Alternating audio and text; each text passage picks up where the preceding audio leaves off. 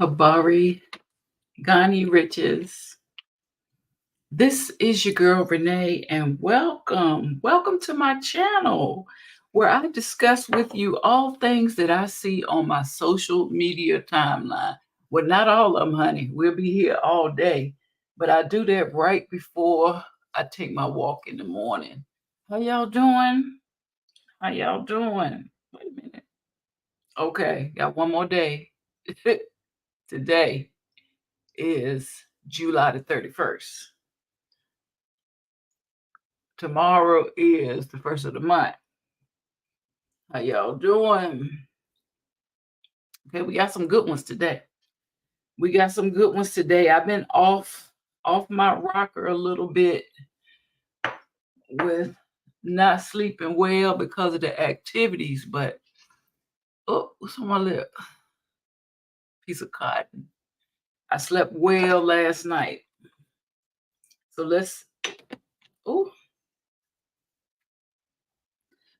one time I went outside, y'all, and I forgot I had this on. But I put it on so that I'm supposed to sleep with it, which I did last night. But really it's to keep my hair back and off of me while I'm walking. How y'all doing? I'm back in my space, back on my groove, honey. First, we're gonna start with this teenager. Oh. Now let me talk about these steps, okay? I got waken up at 3 o'clock this morning from work because there was an issue with the system. So I laid around, and I finally got up out of my bed at 3:45. Put on my little workout clothes and stuff like that because I now have a stand-up desk. Let's see if I can show it to you. Right there. With a treadmill. You see that treadmill at the bottom? I'm still trying to get it together. But I now have a stand-up desk with a treadmill, so I had to check the system. So once I used the bathroom, got dressed and everything, I came in here, I turned on my treadmill, and I started walking on it. But I was walking so slow, and my hands wasn't moving because it was on the mouse. So after I logged into work and I checked the system and I verified, I took screenshots. I was talking to somebody else at work through the messenger. 20 minutes had passed and I had been walking, but my activity app was not registering the steps because my hand was in one particular place using the using the mouse. So I had to add my own damn steps in this picture right here. So it's only saying this much. And I probably just need to go on and add 500 more because I walked from, I can tell you because I took a screenshot while I was walking. Let me see. I started walking at 4:03. I took a screenshot for work and I posted it to the chat at 4:03. So you see what time it is now. I was walking almost 40 minutes. And one time I checked after 20 minutes, my watch had stopped. Like I checked 3 times and my watch had stopped. So my steps is off.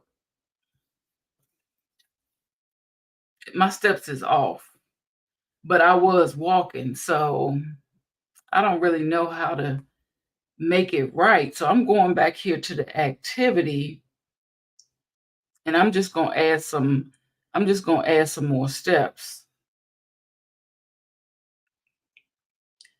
Because I should at least had 2,000 steps like I normally do. It was just I was walking slow. My watch kept stopping. By the time I would check it, I was losing it. It's just a bunch. But as you can see, I started walking at 4:03. You see what time it is now, and I just sat down at 5 minutes to 5. So I almost walk for a whole hour, which is more than what I normally do. I do about 35 minutes in the morning. So, yeah, baby, I had to put my steps in manually today because work got me throwed off a little bit. Let me close the app down so it can reboot. So this is more like my steps. Ooh, girl. Yeah, these are the ones I added. That's more like it. Or at least at 2,200 or something like that. That's more like it. So we good to go. We got our steps up to par. How y'all doing? I've been on here 5 minutes. Oh, child. About to break out. Got to cut the fan on. First thing we're going to look at is this 17-year-old YouTuber who's been accused of playing with the train system, switching some cords around and stuff, just so a plane can derail and he can record it for YouTube. Yeah, you heard me. This man, y'all think I'm playing. Y'all think I'm playing.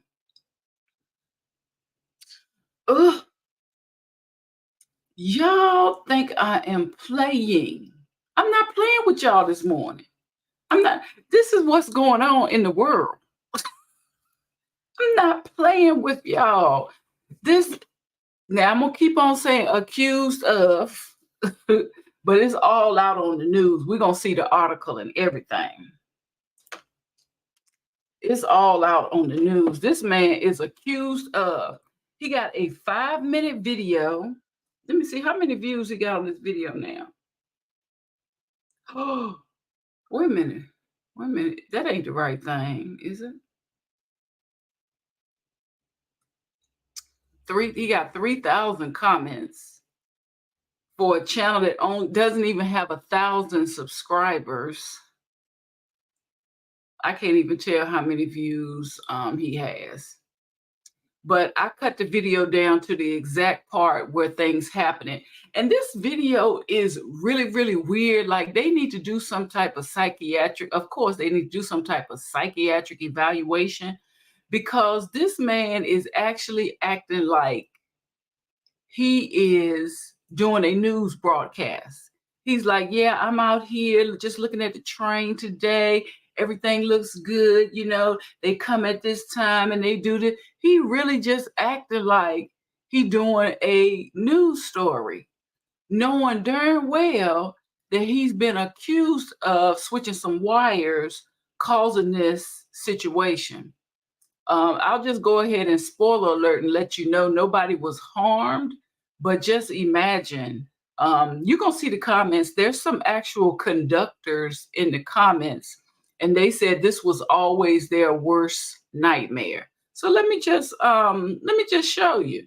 Got the nerve to be named Capital City Rail Productions. And what he do is go to the railroad tracks where he live at and just record.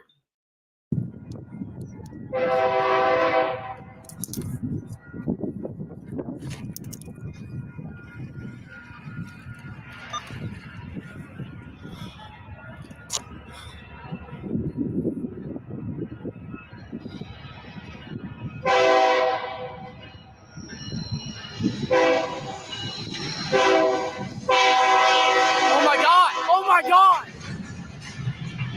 Oh my freaking God!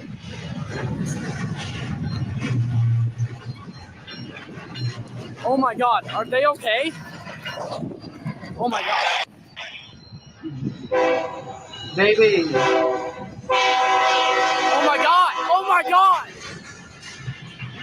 Oh my freaking God! Y'all hear him, don't you? Now let me let you hear what he sound like at the beginning, honey. Listen to this.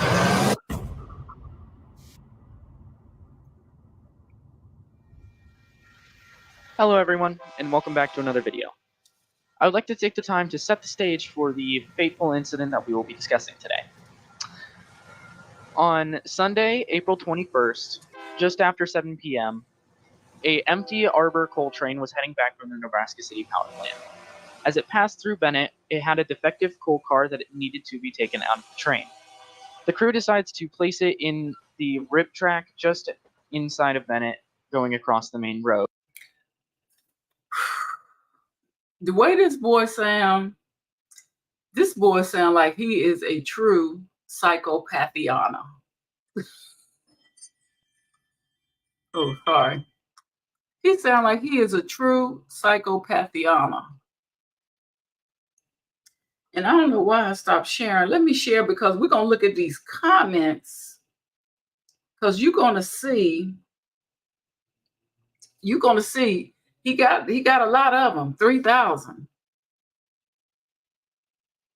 Okay. For those not aware, it's alleged that the person who recorded and posted the video caused a derailment by misaligning the switch on it to derail it. Somebody said, bro, forgot about CCTV. Somebody said he not only derailed the train, he derailed his life. Somebody said it's just a prank, the prank. I don't understand why some of y'all are supporting him for recording this. Dude literally caused the train to derail. Hopefully this comments gets popular. 17 years old and already ended up with a felony on your record. Congratulations. Somebody said, what I don't understand is how you just wake up one morning and went, yeah, I'm going to derail a train. That's a good idea to get views. Got some news for you. Okay, let me see. News update. Let's see right here. Somebody wrote a long one. The 17-year-old boy is facing 2 counts of criminal mischief, 5,000 plus Lancaster County Court. The charges were filed on Wednesday. Each count is a class 4 felony. The complaint lists the Omaha Public Power District and the railway as the 2 entities who suffered damages in this case. The derailment caused a total of $350,000 damages between the Power District rail and the engines and the cars. Lancaster County Attorney Pat Cardon said the boy is not in police custody. His next court date has been set as of Thursday. Can you imagine? Okay, see, y'all got y'all kids out here during the daytime just running around doing what they want to do. It's summertime, but just imagine you on your lunch break and you get a call. Miss such and such, we need to talk to you about Johnny. You calling from where? It's the police? Johnny? Yeah. He just wrecked a train. $350,000 worth of damages. A motion has been filed to move the case to juvenile court, to county court. Cordon says his office intends to try the teen as an adult. Okay? 17 years old, they're going to try you they're going to intend to try him as an adult. The charges follow a search warrant filed against the teen earlier this month. Investigators sought potential video evidence from the boy's phone and digital camera. On April the 21st, the train came off the rails at the railroad crossing near Monroe and Jupiter streets at 6:10 in the evening. 2 locomotives and 5 fully loaded rail cars came off the rails but remained upright as they collided to an empty rail car. The 17-year-old boy and train enthusiast was on the scene filming the derailment according to court documents. Then you're going to upload to YouTube too? He shared the video with 1011 News following the derailment. And the news was like, how was you there at the exact time? Boy! An investigator with the railway police spoke to the train's conductor after the derailment. He told authorities that he spotted a switch which had been misaligned, leading the rail from the eastbound route onto an industry track. The conductor tried to make an emergency stop, but didn't have enough time before the train reached the switch location, leading to the derailment and the collision. The boy who had reported the derailment asked the investigator what had happened. When the investigator said that the cause was undetermined, the boy said, obviously, a switch was flipped the wrong way. Damn! So you just wanted to go to jail. You just wanted some attention. That much. Let me tell you, what they call it when the people want attention on social media. I forgot the word. But you just wanted all the attention. Okay, the authorities later went through the surveillance video from the area and discovered a vehicle and a lone driver traveling around the area just before the derailment. The warrant shows that the 17-year-old boy was then seen in a 1996 Buick Park Avenue. Yeah, that old car your parents said you could drive around for the summer. A tripod was set up near the crossing just 4 minutes before the train derailed.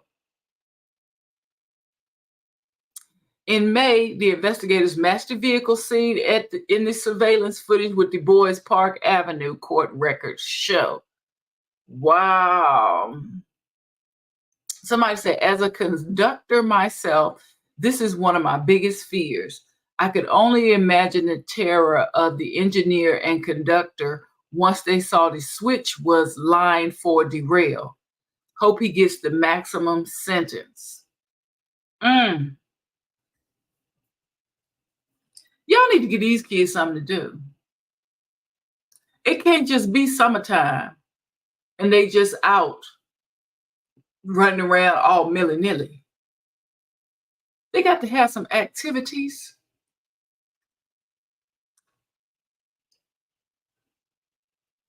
Okay, as a fellow 17-year-old railroad enthusiast, yes, we all make dumb decisions. But God, how dumb do you have to be to endanger the lives of the railroad crew as well as civilians nearby, all for 5 seconds of internet fame? This is honestly so beyond me as to why you even remotely thought this was a good idea. Have fun with the charges that await you, bud.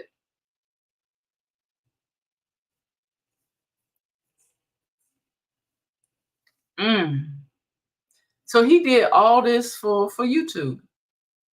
I actually think they should just shut this channel down. They should shut this channel down, and he should not be allowed to ever make another YouTube. What did he put? Let's see what he put in the description box. In the serene town, and this is what he had to type in his own description box. In this serene town of Bennett, Nebraska, nestled amidst the heartland, the rhythmic clatter of trains is a familiar sound. However, on a fateful day, the tranquility of Bennett was shattered by a collision between two coal trains. Join us as we delve into the dramatic events that unfolded when a falsely set switch altered the course of destiny. Unbeknownst to the crew of the loaded Arbor coal train, a parked defective coal car lay in wait on the wrong track, setting the stage for disaster. I ain't gonna read all. It looked like he copied this from somewhere. Through captivating visuals and gripping narratives, witness the thunderous clash as metal meets metal, and a marvelous emergence of the crew, unharmed but forever changed by the ordeal. This man really tried to go in, and he got 3,000 thumbs up. Oh, but he has had over 500,000 views. What a way to go viral. But and somebody probably gonna pay him. He's probably got monetized now. Well, he got to have 1,000 subscribers. So y'all ain't subscribing. Y'all watching, but you're not subscribing. Oh, he does good. He does pretty good anyway. So he made that video 3 months ago. And I guess before he got caught, he was able to make 2 more videos. One a month later, 2 months later, and this one 2 months later. His videos usually get maybe 1K sometimes. So it varies, 5K, 400. But this one right here got over 500,000 views for endangering the lives of people. Wow. Let's get into our next story. I just couldn't believe how calmly he was talking before the derailment. Like he didn't know anything that was getting ready to happen. Like not a thing.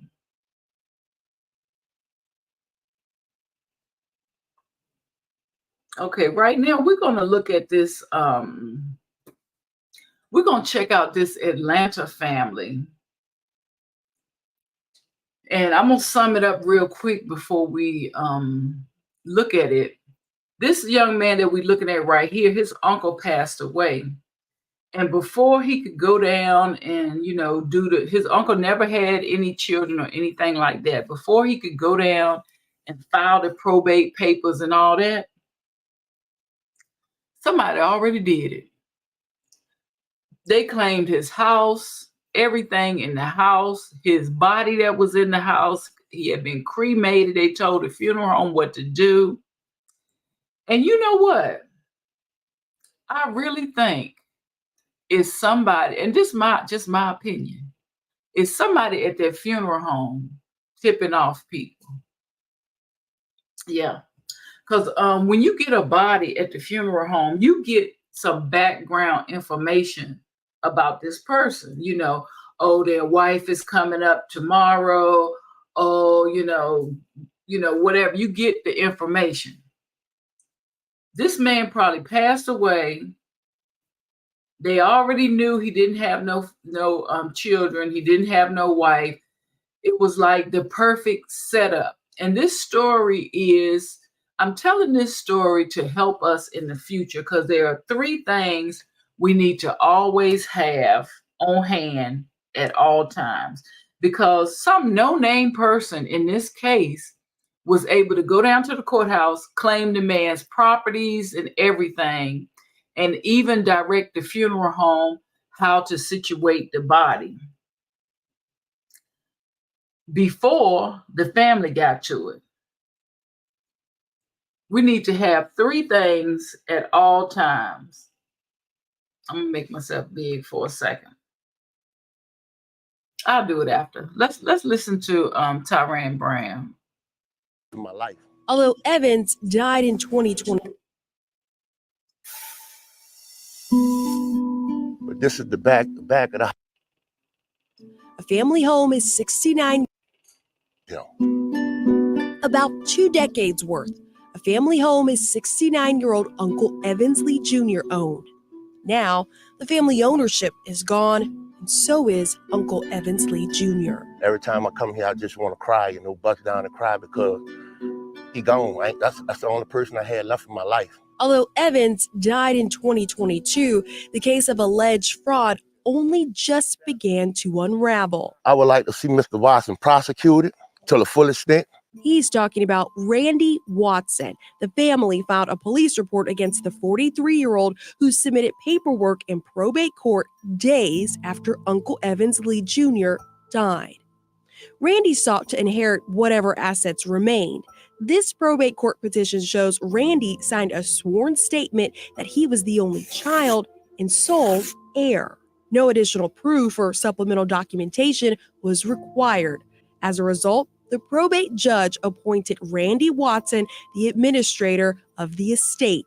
Randy gained access to everything his father, Evans Lee Jr., left behind. Just one problem.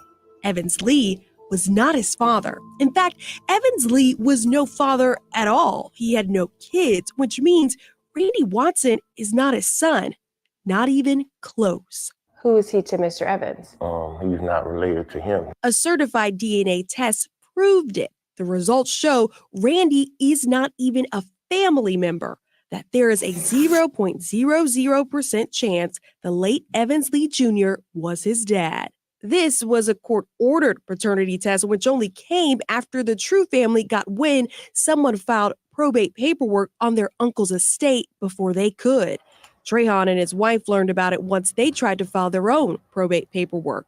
After more than a year of waiting, a judge ruled in favor of Trahan and his family, citing there was neither evidence to prove paternity nor documentation that Randy had a right to inherit anything. By the time it was proven Randy was not the so-called sole heir, and the judge ordered everything to be turned back over to the True family, it was too late. There was never an opportunity to go in the home, clean the home out. None of that. Cleared it all out. Cleared it all out. The DeKalb County home itself foreclosed and auctioned off. Most of the belongings and sentimental items gone too.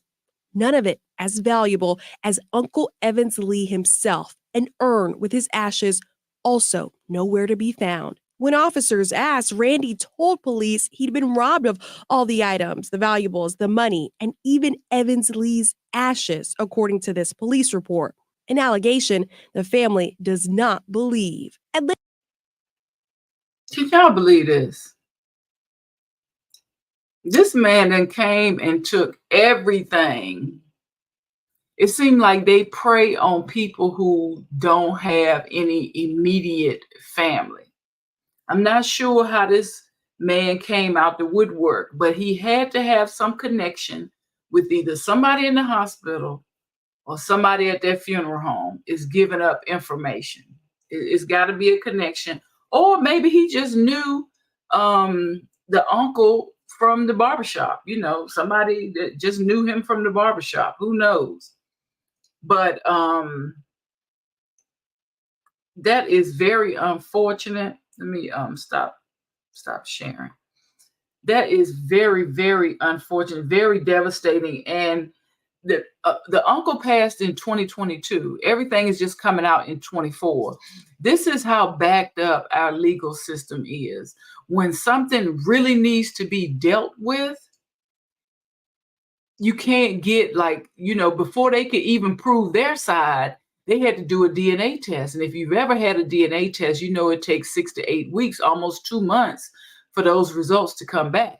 So that just means that, when you post an obituary or something like that in the newspaper, anybody could walk into the courthouse and say, yeah, that's my mama. Yeah, that's my uncle. Yeah, that's my granddad. And there was no checking, no checks and balances. There was nothing done on the other side. They just gave him everything. Look at that beautiful home. He didn't even pay to keep the home up. He just came in the home. He probably went through and pulled out what he wanted to keep.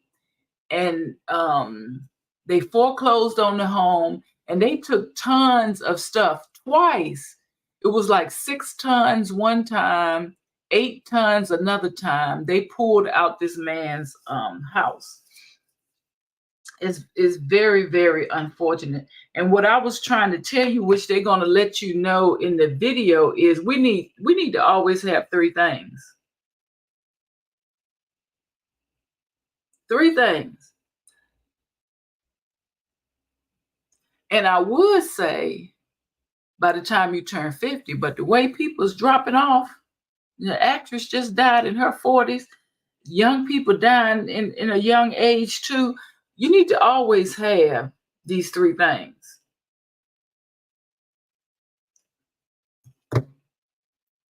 You really need to do. Let's look at it. Let's look at it on the news article. So this article just came out about 4 days ago. Beautiful Lithonia home. that once belonged to his uncle, Evans Lee. And they show in the video, which I'll post the video in the description when it's over with, but they'll show in the video where he, I lost my train of thought. Oh, where they re-look at the paperwork that was submitted by this man on the outside. He got the uncle's daddy's name wrong, where the uncle was born. He got all this stuff wrong. Like, as you can see, the uncle is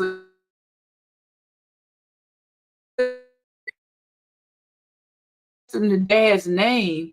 He said on the paperwork, unknown. But he's a junior, so you got to have the same name. So here's the guy, Randy Watson, 48, submitted the paperwork to probate court only days after his passing, seeking to inherit whatever assets remain. He signed a sworn statement that he was an only child and the only heir. And this man did not have no children at all. In Georgia, if a loved one dies without a will, relatives must fill out an initial petition for the letters of administration to gain the rights of their estate.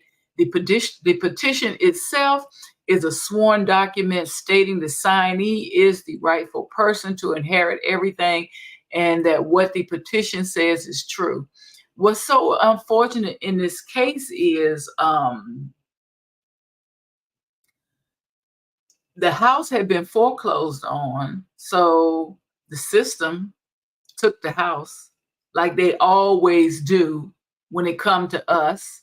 Somebody just posted this on Instagram. You know, we as African Americans have lost so much of our inheritance of our properties through slavery, what we've been through, taken away for taxes, illegal taxes, all types of stuff. Here's another case. You see that beautiful estate this man had? Gone. Who gets it? The banks, the governments, everybody wins, but the family. But the family said it's too late now because everything that was in the house is gone, including the man's body. He was cremated, which this guy made that decision. Randy Watson, because he told everybody he was the son, made the decision to have Mr. Lee cremated. And the remains was still in the car and all the property was removed. So you know what's going to happen. Somebody going to come in, buy that property for little or nothing and build a big old mansion house on it and nobody's going to ever know. That's another piece of property that we've lost in our community. The main thing, the man's body can't even be buried next to his wife, and that's what he wanted. The family goes on to say that he never wanted to be cremated. He wanted to be buried next to his wife. His wife passed in 2014, and he passed in 2022. So that is very unfortunate. That is very disheartening. And the reason why I wanted to make sure I highlight this video, screenshot it, we need to always have these 3 things in place, no matter what age you are. 3 things in place. Because when you think about it, if you're at a hospital or something, nobody really knows you. They just know your name. They don't know your extended family.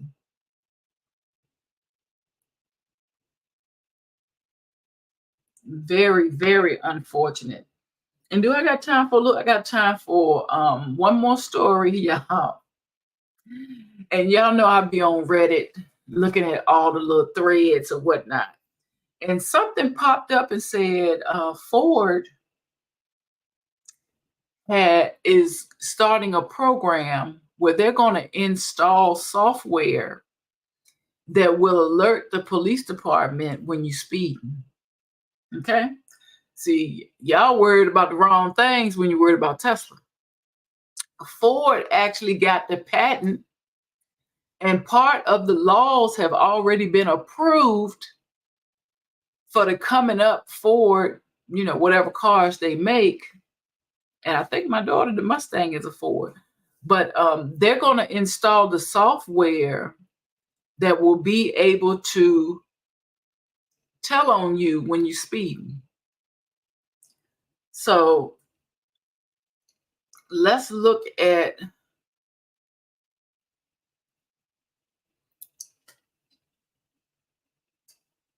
this. Let's do a reaction to a little bit of this video. Says why your car may soon report directly to the police. This Ford, y'all. This is Ford. And you know, if one gonna do it, eventually other ones are gonna do it too. But I'm just gonna pick a few highlights from his video. I'm just gonna let you hear the first part, but I have about 4 highlights that we're gonna pick out to react to in this video.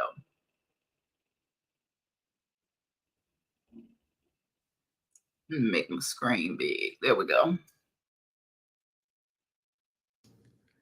Is Ford Motor Company developing technology that not only spies on you by telling cops if you are speeding, but can it also determine if people around you are speeding? Apparently so. Now, I usually do more. Okay. Let me move up here. So it's not only going to be the person with the Ford, it's going to be cars around. It's going to be cars around the Ford. And I'm going to tell you why. When it comes to a speeding ticket, there are several things that must be measured. One is you got to have somebody next to you to determine whether you was actually speeding. So that's why it's not just the car with the software. Anybody around, anybody passing by that car, you can get reported for speed. Detect speeding cars while you're driving. Why it can enhance your sports performance. Okay. Let's explore the amazing features of this sports yourself and others, and then report them directly to the police based upon the Ford Motor Company requesting a patent that was just recently approved, allowing them to do this. Already approved. The patent is already approved. So they've invented some software that will detect if you're speeding, but also if somebody speed by you. So if somebody go by you and they're speeding. So it's not just Ford that's involved with this now, because it's monitoring all around that car. Did you hear that? And the patent was already approved. Now, when I first heard about this, the first thing I thought about is, what if I'm not driving my car? Because around here, we switch all the time. So what if I'm not driving my car? So that's a issue right there. I'm gonna go right to the legal arguments, because I found this to be very interesting. To the police. Now, here's the key. We'll talk about this for a minute. This is very unclear how this legal argument that they would make. I'm less concerned about how they would be able to actually prove this in court, because I don't think they could. I mean, think about this. The legal argument would be very difficult for them to implement this tech. How is this going to come into evidence? First of all, they have to authenticate it. Human police officers would not actually be witnessing the alleged crime. Okay. And there's really 2 ways to be able to tell if someone's speeding. One is your vehicle has to be pacing another vehicle. So if an officer does this without using the radar unit, they're actually having to pace you. They have to be able to look down, see exactly how fast they're driving, and look over and be able to show that the other person was driving beyond that limit, that speed limit. May be difficult to do with this tech here. And who's the witness? There's no witness being able to say that it was witnessed, that there was an actual crime took place here, an actual speeding violation took place, unless they want to try to call you because it was your car. I mean, think about this for a second. So part of what they're going to do is this, being able to show that there was an actual witness to the alleged speeding behavior would be difficult. Speed cameras already provide stationary enforcement of speed limits, but they can only issue tickets based upon vehicles' license plate numbers because they can't confirm who is driving. It's exactly the same problem here. So there could be somebody else. You could have your kid drive. That was the first thing I thought about. So what if it's not you? It's just your vehicle What if it's not you? Like, you know, we take our cars in to be serviced and everything, and the service people drive your car. What if it's not you driving your car? So those are the two arguments you've heard.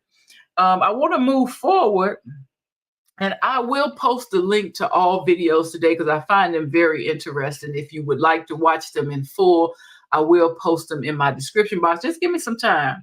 If I get offline before it gets light outside, give me some time because you know I got to go walk first. There's also another interesting part. And, you know, some vehicles kind of do this anyway. I have an uncle that likes to have some spirits from time to time, and he bought a new vehicle. And, you know, the spirits was emanating off his breath and everything. And as soon as he got in his new vehicle, that vehicle would not start. So I don't know if it detects your breath or if it's something on your hands, but the vehicle would not start. And this was several years ago. So let's listen to another thing that Ford is going to put on their vehicles involving driving at night. And create an identifier of who's driving the car. So we talk about the legal side of this. Ford has also tried to patent a, quote, night drive mode that would limit vehicle speeds at night. Here's a crazy one. Now think about this. Ford will they are going to allow their AI tech to take over control of your vehicle. That's what they're looking to do here. And here's what it does. It will allow this to happen, including for first responders. This takes things a bit further by turning drivers into potentially unwitting snitches. So that's what happens. Your vehicle now acts as an agent for the state, where your vehicle is able to witness or surveil on other people. And that. Ooh. We're going to scroll down a little more because I was very. If you're a man who makes at least 150 grand a year. I was very. Let me stop this.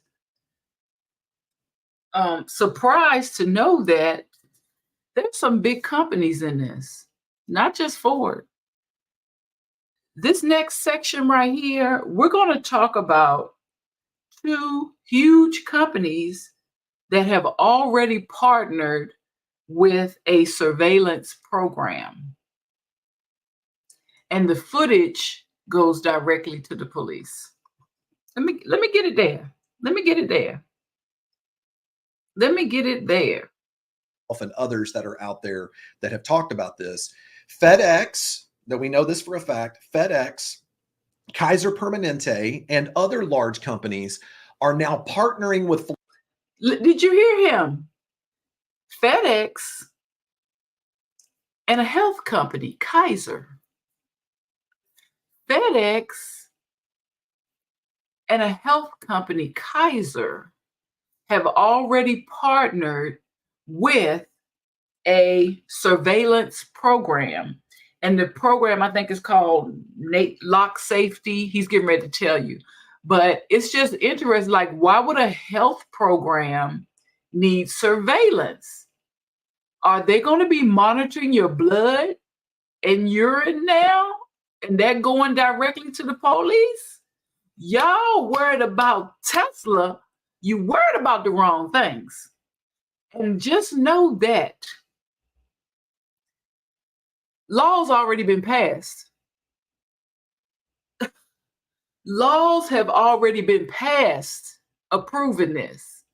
Did you hear what he said?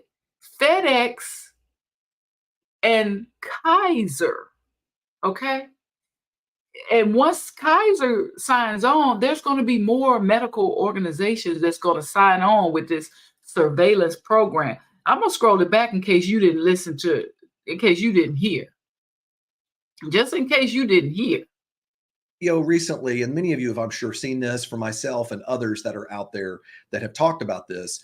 FedEx, that we know this for a fact, FedEx, Kaiser Permanente, and other large companies are now partnering with Flock Safety. Flock Safety, their whole goal, if you go look them up on their website, is to create a nationwide surveillance program. That's the plan, by making our communities safer. The problem is right now, Flock Safety is hijacking. I say hijacking. It's a partnership. They've agreed to do it, where FedEx is going to allow them to use their cameras, and that information can be shared to the cops.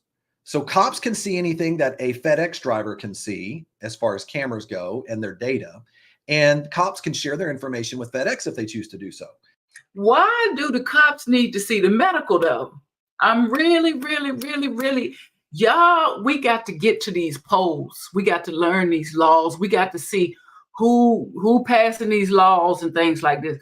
Why does Kaiser need surveillance? I'm confused. Does Kaiser do anything else besides medical? I don't know, y'all. I'm just putting y'all, my few people, I'm putting y'all up on game, on patents that's already been approved and laws that have already been passed.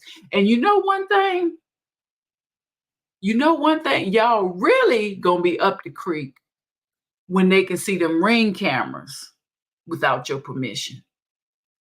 And we spent some time talking about how this is a problem because technically they could be labeled a state actor. But I want to go even deeper on this.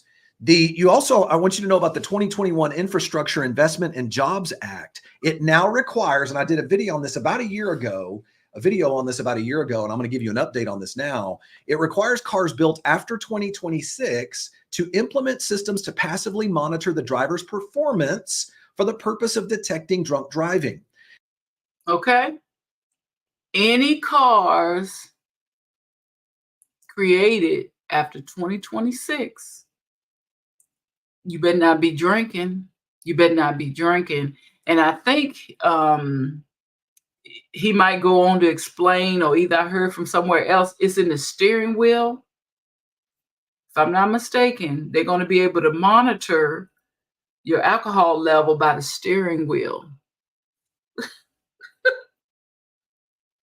Now, basically HR 3684, section 24. Okay, he going through the laws, but I'm going to scroll all the way to the end. Like I said, you can, wait a minute. Oh yeah, I already saw that law already passed.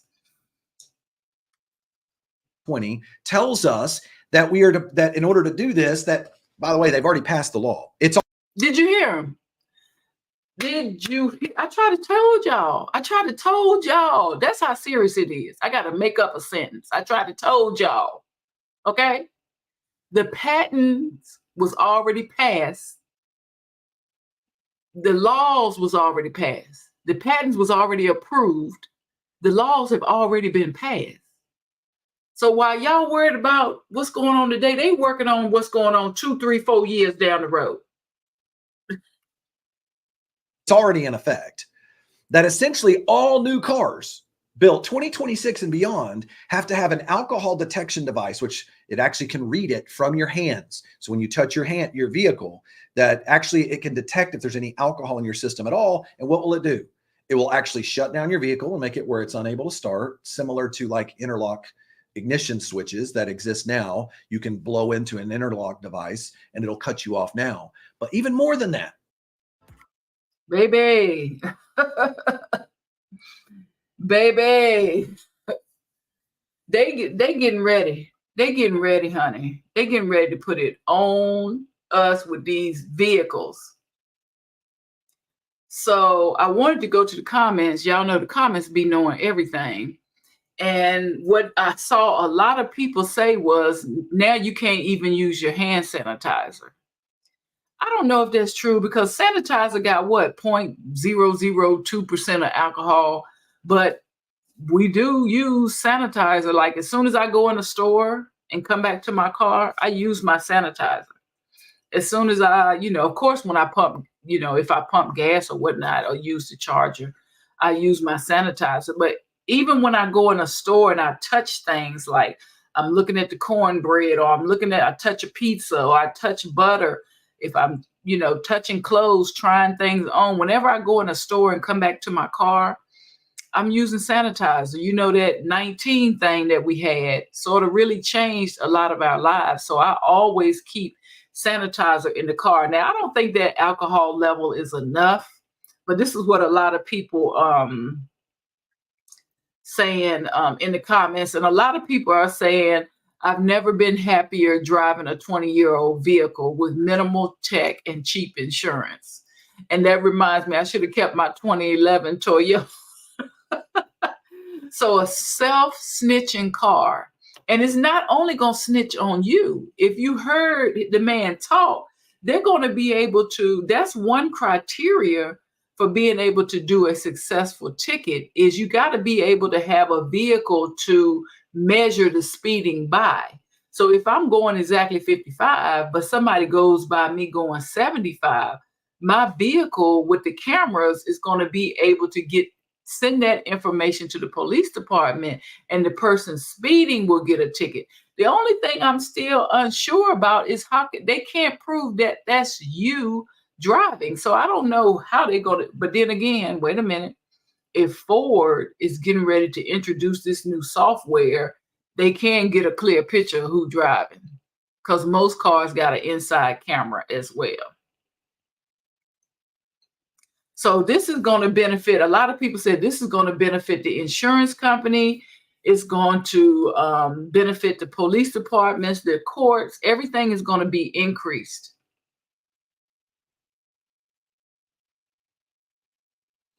Let's slide down here and see what it's saying. Okay. Somebody talking about the Ring camera too. Car companies that act in this manner should never get another dollar from consumers. God forbid. Remember what he said when he said, you know, if you've been drinking and you put your hands on the wheel, the car is going to stop or the car is not going to start up. Somebody said, God forbid your car decides to stop you somewhere that's not safe. As a female, that worries me. Well, don't be drinking. Don't be drinking and driving. Somebody said, it's simple to defeat this technology. Never buy a Ford product again. Okay. Ford reports from your car that the guy next to you was speeding. What if he wants to know who's his accuser? And what if he wants to get even later on? Since no system is perfect, I'm sure he could find out my address. Somebody said, he said, I'm not buying a Ford anymore. Best way to boycott this is for everyone to break the speed limit everywhere they go. Cops get thousands of notifications every minute. It won't take long before they just start ignoring them. At least for now, you can physically unplug the GPS and cell module from your car. But Ford wants fellow drivers to take photos of you to report to Big Brother. Somebody said police state giving them immunity.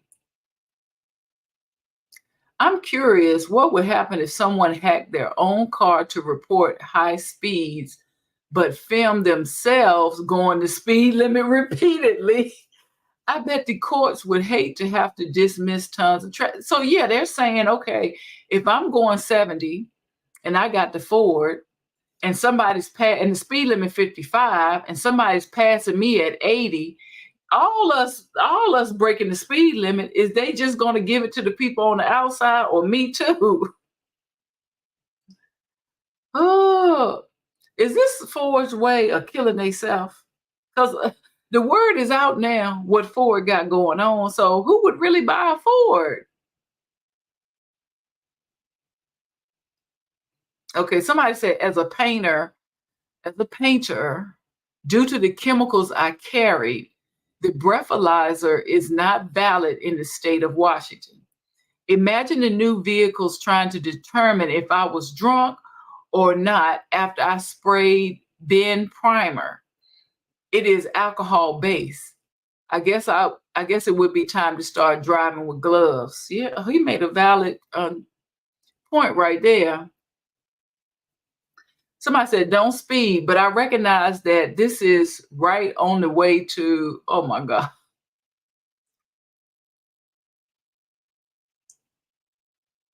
When businesses ask you for a phone number, don't give it unless it comes with a discount for the items you're purchasing. They know so much with their phone number. They want it for free. Disable the sale module in your car. At least your own car won't snitch on you. So this is hot off the press, y'all. Like I said, I'm going to put all the links to the videos that we watched today. This is hot off the press. Let me stop sharing. I really appreciate hanging out with you this morning. It's about to get light outside. The time is 6:06, and I got to go on my walk, honey. We had some news today, didn't we? My timeline be popping. I don't know about yours, but I be getting the heads up on mine. And I'm going to pass it right on to you and let you know what's going on. Oh, today Wednesday, hump day 2, honey. 2 more days and we will be free. And to all of those going back to school, stay safe out there on those roads. I will see you on my next Rich upload. Ooh. Peace, riches. And my battery low.